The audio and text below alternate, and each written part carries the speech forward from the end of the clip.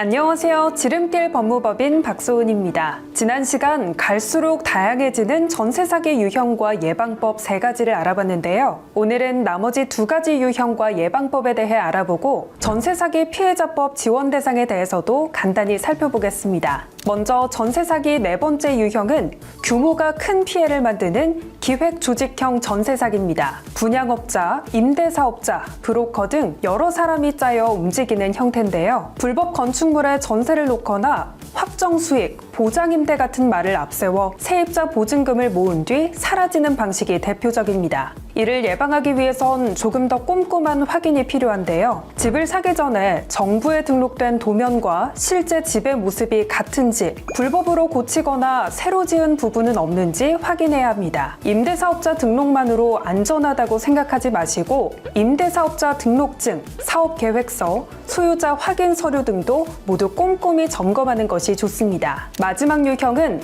확정일자와 전입신고 지연 유도형 전세 사기입니다. 집주인이나 중개사가 전입신고는 이사하고 천천히 해도 된다, 확정일자는 나중에 받아도 된다고 말하며 시간을 끄는 경우가 있는데요. 이 말을 믿고 이행할 경우 만약 세입자가 확정일자를 받기 전에 집주인이 추가로 대출을 받으면 대출이 세입자보다 선순위가 돼버리기 때문입니다. 계약을 했다면 즉시 확정일자를 받으시고 잔금 치른 날 바로 꼭 전입신고 하시기 바랍니다. 이렇게 전세 사기 대표적인 5가지 유형에 대해 알아봤는데요. 어떤 유형이든 전세 사기를 예방하고 대응하기 위해선 최신 등기부 등본을 직접 발급받아 보는 것, 보증보험 가입 여부 확인, 확정일자와 전입신고는 필수라는 점 꼭 기억하세요. 만약 전세 사기 피해가 발생했다면 내가 피해 구제 지원 대상인지 알아봐야 하는데요. 전세 사기 피해자 지원 및 주거 안정에 관한 특별법 지원 대상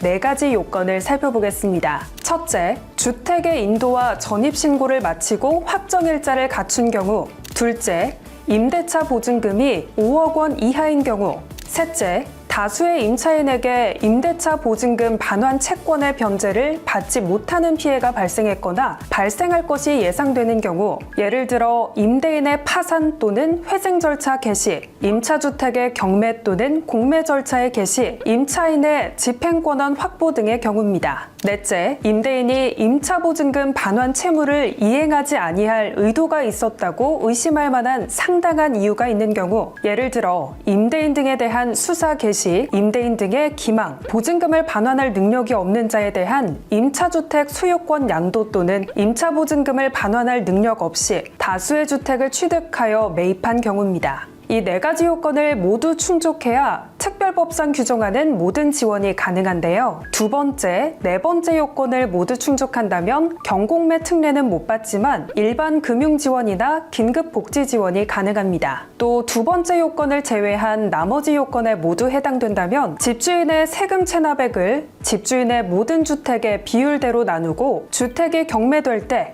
해당 주택의 세금 체납액만 따로 가져가도록 처리하는 법률 지원이 가능해집니다. 보증가입이 되어 있거나 최우선 변제가 가능하거나 대항력이나 우선 변제권 행사를 통해 보증금 전액을 자력으로 회수 가능한 경우는 지원 제외 대상이니 참고하시기 바랍니다. 지금까지 대표적인 전세 사기 유형과 그 예방법, 그리고 전세 사기 특별법에 따른 피해 구제 지원 대상에 대해 알아봤습니다. 오늘 영상이 도움이 되셨다면 구독과 좋아요, 댓글, 알림 설정까지 한 번씩 부탁드립니다. 감사합니다. 오늘 영상 도움이 되셨다면 구독 버튼 한 번씩 눌러주시고요.